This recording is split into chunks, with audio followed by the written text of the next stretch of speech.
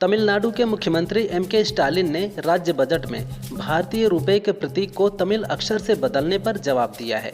उन्होंने कहा, मैंने बजट का लोगो जारी किया था। हमने रू शब्द का इस्तेमाल यह दिखाने के लिए किया था कि हम भाषा नीति के प्रति कितने दृढ़ हैं, लेकिन जो लोग तमिल को पसंद नहीं करते उन्होंने इसे बड़ी खबर बना दिया। अंतरिक्ष में फंसे सुनीता विलियम्स और बुच विलमोर को वापस लाने की तैयारी लगभग पूरी हो चुकी है। पिछले 9 महीनों से अंतर्राष्ट्रीय स्पेस स्टेशन में फंसे दोनों अंतरिक्ष यात्रियों को 19 मार्च को सफलतापूर्वक धरती पर वापस लाया जाएगा।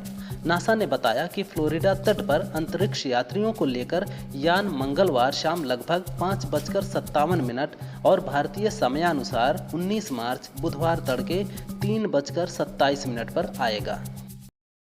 आमतौर पर क्रिकेटर 40 साल की उम्र तक रिटायर हो जाते हैं, लेकिन एक खिलाड़ी ऐसा भी है जिसने 62 साल की उम्र में T20 इंटरनेशनल में डेब्यू किया है। इस खिलाड़ी का नाम है एंड्रयू ब्राउनली, जिन्होंने फॉकलैंड द्वीप समूह के लिए कोस्टा रिका के खिलाफ T20 इंटरनेशनल मैच में डेब्यू किया।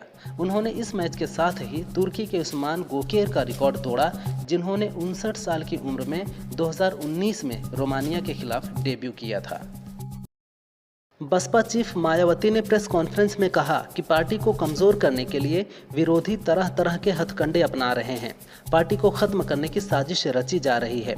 बसपा में रिश्तों नातों से ऊपर उठकर फैसला लिया, पार्टी को कमजोर नहीं होने दूंगी। बहुजन समाज मेरे साथ खड़ा है। जातिवादी पार्टियां बसपा के खिलाफ हैं। विरोधियों से बहुजन को सावधान रहने की जरूरत है। बसपा अकेले चुनाव लड़ने में सक्षम है।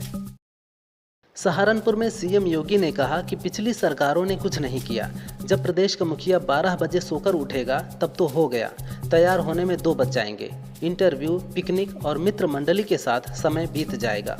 पब्लिक तरसती रहती थी, उनके गुर्गे प्रदेश को तबाह कर देते थे। उन्होंने हर जिले में 1 डिस्ट्रिक्ट 1 माफिया दे दिया था, लेकिन हमने 1 डिस्ट्रिक्ट 1 प्रोडक्ट दिया है। डोनाल्ड ट्रंप के टैरिफ ऐलान के बाद वैश्विक राजनीति में उथल पुथल मच गई है। ट्रंप के इस फैसले पर अब फ्रांस ने भी धमकी दी है।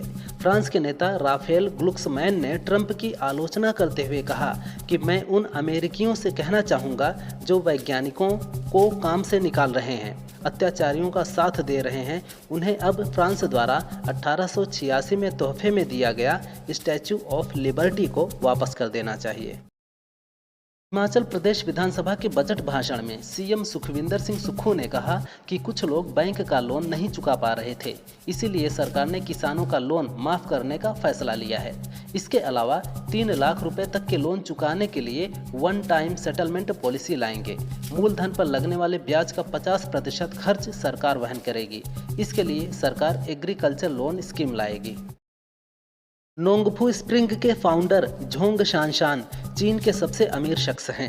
1954 में हांगजो में पैदा हुए शानशान ने 1970 में 2 बार कॉलेज का एंट्रेंस टेस्ट पास नहीं कर पाए। जर्नलिस्ट, खेती, सेल्स एजेंट, झींगा और कछुए बेचने के बाद उन्हें बड़ा ब्रेक 1993 में मिला, जब उन्होंने हेल्थ केयर ब्रांड यांग शेंग टैंग की स्थापना की और 1996 में पेय कंपनी नोंगफू स्प्रिंग की नींव रखी। उनकी कुल संपत्ति $58.8 बिलियन है। पूर्व कांग्रेस नेता आचार्य प्रमोद कृष्णम ने राहुल गांधी पर निशाना साधा है। उन्होंने कहा, राहुल गांधी पिछले कई वर्षों से कांग्रेस के केंद्रीय चेहरे रहे हैं, लेकिन उनकी अगुवाई में पार्टी को लगातार हार का सामना करना पड़ रहा है। उनका नेतृत्व अब कांग्रेस के लिए बोझ बन चुका है और इसे हटाए बिना पार्टी का उद्धार संभव नहीं। पाकिस्तान में एक और हाई प्रोफाइल हत्या हुई है। अज्ञात हमलावरों ने जमीयत उलेमाए इस्लाम के नेता मुफ्ती अब्दुल बाकी नूरजई को क्वेटा एयरपोर्ट के पास गोली मार दी। गंभीर रूप से घायल नूरजई की अस्पताल ले जाते वक्त मौत हो गई। इससे पहले रविवार को भारत के दुश्मन और दहशतगर्द अबू कताल सिंधी को हमलावरों ने ढेर कर दिया था। अबू कताल लश्कर का टॉप आतंकी था।